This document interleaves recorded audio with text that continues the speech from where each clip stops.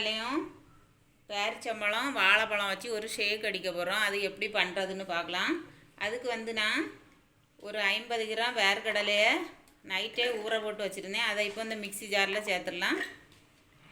இப்போ இது கூட வந்து ஒரு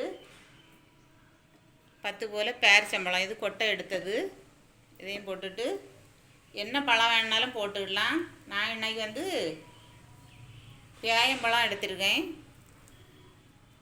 இந்த பேயம்பழத்தை இதில் கட் பண்ணி போட்டுடலாம்.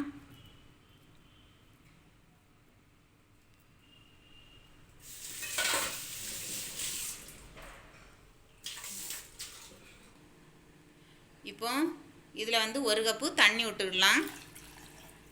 இது கொஞ்சம் கட்டியாக தான் இருக்கும். ஒரு அடிச்சுட்டு ரெண்டாவது வந்து தண்ணி காணாட்டா கூட கொஞ்சம் விட்டு அடிக்கலாம். நான் இப்போ இதை நல்லா நைஸாக அரைச்சிட்டு வரேன்.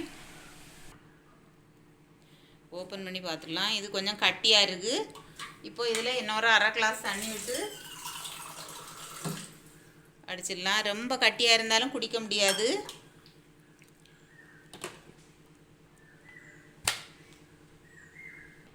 நல்லா அடிபட்டுட்டு இந்த அளவு அடிபட்டால் போதும்.